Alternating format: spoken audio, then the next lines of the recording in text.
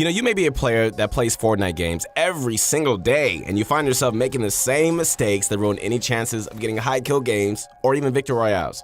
Watching a large variety of controller players performing, I found that these mistakes are more common to what they seem. Crucial, yet straightforward mistakes are made almost every game that can be avoided, right? And these mistakes can be the difference in the outcome of a match.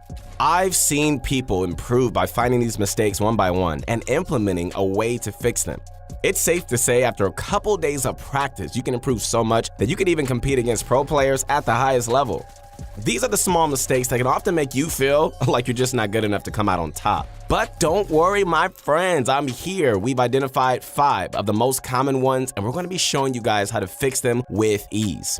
What's going on, guys? This is your guy. That's right, your friend, the one and only Keith Allen. I want to let you know that I am your #1 fan. Make sure to connect with me as soon as you can on my Instagram because I want you to succeed not only in playing this game, but also in life. I really, truly believe in you. I wouldn't be doing this if I didn't. You all have greatness, guys. Greatness on the inside of you. But right before we dive into the video, you guys already know the drill. Visit ProGuides.com for 24/7 on-demand coaching from some of the best of the best. We added all new guide exclusive videos for pro members, as well as all the up-to-date news articles from your favorite pros, so don't miss out. Click that link down below and smash that like button. All right, ladies and gentlemen, sit down, relax, and enjoy this amazing video. Let's do it. At number 5, we have one of the most overlooked aspects of Fortnite, in my opinion, and that is reaction time. You said what? What happened? And that's exactly how some of you guys react. Many players play tons of games a day without paying any attention to their reaction time. Are you serious? Being able to quickly throw up walls or spin and aim can be the difference between taking 30 or 100 additional damage. Reaction time. Woo! It is significant, my friends, yet barely worked on. We know many people that have struggled with their reaction time, especially on controller. It's not easy to react to getting shot in the back when you can't flick your wrist and turn around in milliseconds. But thanks to building speed, we can balance that out. Yay.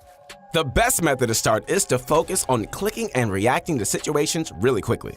So, the best way is to start off by doing things at a slower pace, then gradually increase your speed until you become fast at it as if you already mastered building and shots. Just try pulling out your weapons or building in a quicker manner. So the way a lot of people start is that they click the build button as fast as they can when they get shot, which puts you into build mode, which turns more quickly than regular aiming.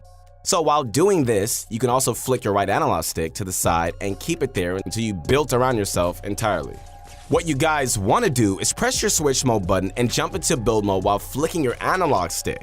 Be quick though, because you have to do this at the exact same time. Focusing on this will improve your reaction time significantly over time. The brain works in a way where its speed can be dramatically enhanced with practice. Without going too deep into anatomy and all that, I don't feel like being that guy right now, but we could just say that the more you do something with intention, guess what's gonna happen? The faster that you're gonna get at it. So focus on your reaction time and stop playing in slow motion because you're not gonna win that way, period. And throw up those walls a little bit faster. Trust me, it'll make you insanely better and you'll definitely start seeing a really big difference. All right, coming in at number 4. Okay, I got something good for everybody, so you need to check this out right now, all right? How many times have you gone into a match and you started cranking 90s and building techniques and you're showing off, you're confident, you're feeling good about yourself, and you left your opponents in the dust, but then realized that you had no more mats? You're like, dun, dun, dun. This is awkward, and I'm about to die. Overbuilding is a common mistake, and it's one that is becoming more predominant as time just goes on. This is because creative warriors are changing the standards for building at an insanely fast pace. And creative tends to have a very large audience across multiple platforms. This makes their building techniques popular amongst the Fortnite community. But believe it or not, the majority of tricks shown in creative montages and cool clips are just downright flashy and a waste of materials, okay? Being a good player, you always have to have the tendency to learn the newest and the best building moves, right? But at some point, you have to realize that the majority of these moves can't actually be used in arena and public matches. The material cap simply does not allow you to crank your high ground retakes and maneuvers the same way you can in creative, right? To give you a good perspective on this mistake, let's say that you're in a competitive arena game and you farmed up 1,500 materials ready for the game. Why didn't I just say 1,500? That was weird. Anyways, at any time, you could be met with an opponent that wants to fight you. Now, let's say this opponent is engaging in a 1v1, right? And you're going for high ground to get the advantage. Although there are hundreds of fresh ways that you could just get the high ground, you choose the popular one that may end up getting you the win, but you're left dry of materials. And now you're going to an end game against opponents with max while you're almost out. And then you hear the dun dun dun. You do not want to hear that song. That means that you're about to die. Okay, so how could you have avoided this? It's quite simple, actually, the professor said. All you have to do is use the building techniques that are most useful instead of the ones that are popular. I suggest using ramp floor 90s like Tfue, which will save you up to 60 extra mats as you won't waste them on walls. Another good building move is the reverse 90, which can be used while doing a protected ramp tunnel. All of these are in our past high ground retake videos, so be sure to check those out to see some tremendous high ground retakes that can be done in matches without wasting materials. My guys, my friends, we say it time and time again, why aren't you listening to us? Aiming in Fortnite is perhaps the most crucial aspect of the game. Being able to hit your shots and deal massive amounts of damage is absolutely necessary to be able to dominate opponents and win battles. So why aren't people constantly working on improving it? Sure, a lot of keyboard and mouse players do things like Kovacs, I understand, but what about controller players? There are many different ways and opportunities that you guys have to improve your aim. You know, we've known people who put in hundreds of hours into simply improving their aim. This is because Fortnite has a core concept that is unknown to many. You cannot be shot, all right, without having the opportunity to shoot back. Plain and simple. In Fortnite, it's impossible to shoot someone without them having an angle to deal damage back, okay? And this is something many people are not aware of. The only situations where it's possible is if the enemy isn't fully aware when you go for the shot. Shooting people when you get the chance is very important if you ever want to be a great player. Incorporating reaction time, timing, aiming, and gunplay are very important for dealing damage. The most important aspect is aim, obviously. Aiming accurately at critical damage points like the head or the shields on mechs can make a world of difference in close range fights. Getting 1 or 2 extra headshots will give you the advantage you need to finish out the fight. We personally use aim training maps such as the ones in our previous Pro Guides videos and also do some other mental training to prime our aim. One of the things is focusing very specifically on your aiming for your first few games online. Whether it's creative or you just jump into a lobby, you always gotta focus on your aim to improve it and get it warmed up. Aiming is a skill, ladies and gentlemen, that is very based on muscle memory and coordination. But what's interesting about the aiming mechanics in Fortnite is that they can actually be improved instantly through merely focusing. So make sure to incorporate at least 10 minutes of aim training every single day. By observing and lining up shots, you can instantly become more accurate. The reason many controller players like you tend to have issues with aiming is because they're so busy focusing on the other aspects of the game. Fortnite is a game that has a ton of different ways to play, okay? You could be building, editing, using consumables, throwing grenades, driving vehicles, doing backflips with the gun. Sorry, no backflips, but wouldn't that be dope though? Man. But what's most important is aiming. So instead of focusing on doing all these other things, put the majority of your focus on your aim. One last tip is to build less and aim more during your first games on, and these will force you to focus on it so that you can survive, okay? You won't improve your aim by overbuilding all the time, will you? Yes, I'm waiting on you to respond. Yes, you with the shoes on. Yes, you. Yeah, nod your head. Thank you. At number 2, we have the common misconception that controller players can't build as fast as PC players. Have you heard that? Maybe you've said that. I see so many controller players genuinely believe that they cannot outbuild other players simply because they have more frames or play on a keyboard and mouse. I used to think this too, and not a day goes by that I laugh at myself for letting this hold me back from getting better.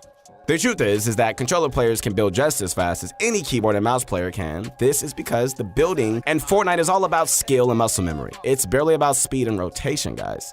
Look at slow sensitivity controller players, for example. Many controller players can outbuild 10 to 10 sensitivity players even if they play on slow sensitivities like 5 to 5. This is because they know how to position their perspective better to be able to build just as efficiently as those players. Playing on fast sensitivities is like a crutch. You're giving yourself the option to flick around your aim and do unnecessary movements to build just as fast as anyone else. Sure, it may look faster and cooler, but at the end of the day, you're not really doing yourself any good by being all over the place. Who are you, the Tasmanian Devil? Yep, remember him? He was actually one of my favorites. But don't play like that. But he can still be your favorite though. And that's the fundamental concept that drives this point. You can build as efficiently and quickly as PC players because it all comes down to muscle memory and skill. Even if you're playing on a 60 FPS on a console, you'll still be able to do the exact same building tricks as PC players on 240 Hz. Because it's all about muscle memory, guys. It truly comes down to how much you practice and perfect your building moves. So if you shut yourself down at the start and you say, I can't compete because I don't have higher frames, man, that's nonsense. And don't ever use the word I can't. Just take that out of your vocabulary right now. Do not say those two words together. To improve this aspect of your game, jump into a creative lobby and just start practicing and start building slowly, and you're gonna start getting better and better than those players. And most importantly, please do not go into a fight without confidence. Having confidence is the key. Having confidence is like us having oxygen. You need it to live. Unless you're an alien, which means you don't need oxygen. Hey, you never know. Our videos go out all across the galaxy. Last but certainly not least, we have the famous sensitivity. How many of you guys have watched a video that was tilted best sensitivity for controller players? I know I have, and I honestly can't blame you. It's natural to wonder what sensitivities the best players in the world are playing. So, to be 150,000% honest with you, it's not exactly a bad thing. Basing your sensitivity off of another player doesn't mean that you're using the wrong sensitivity. What's important though is that you mold and shape a sensitivity into the perfect sensitivity for you. Let's say, for example, that you decide to play 7-7 because Ghost Aiden uses this sensitivity, but you find that it's too fast for you because you're missing a lot of your shots, and your builds are overplacing. Although it takes time to get used to sensitivity, you could find that even with practice, this sensitivity still is not making you a better player. This is a sign that you need to change it up, guys. Using Ghost Aiden as a starting point is fine to do so, right? But you must be able to fine-tune that sensitivity to your own needs. Everyone's brain works at different speeds, and everyone's coordination works in different ways. You must be able to find a sensitivity that just works best for you. And the best way to do so is by hopping into some games and just testing it out until you find the perfect sensitivity that matches your style. We recommend that you watch our video on the best sensitivity and use that as a starting point. You know, it's a great sensitivity that works well for the majority of controller players, but don't be afraid to tweak it to your own liking. Sensitivities are a sensitive topic. I keep saying the word sensitivity. I love it because I'm sensitive as well. No, I'm playing. Well, I am. Whatever. So be willing to be flexible with it and try new things until you find yourself performing better. We want to see you guys succeeding, and a good, reliable sensitivity is crucial to do so. We hope this video showed you the mistakes that you're most likely making. Hopefully, our tips will help you guys fix those with ease. Controller players will always have their place as some of the best players in the world, and we would like to keep it that way. Once again, this is your guy, your friend, the one and only Keith Allen. I want to let you know that I'm your biggest fan, and I truly believe in you. You have greatness on the inside, so let it out. Let it shine, man. Let it shine. Have a good time playing this amazing game. And as always, hey, we hope you enjoyed this video. Hit that like button if you enjoyed, and throw all your thoughts and comments down below. We appreciate all the support, and we'll see you on the next one.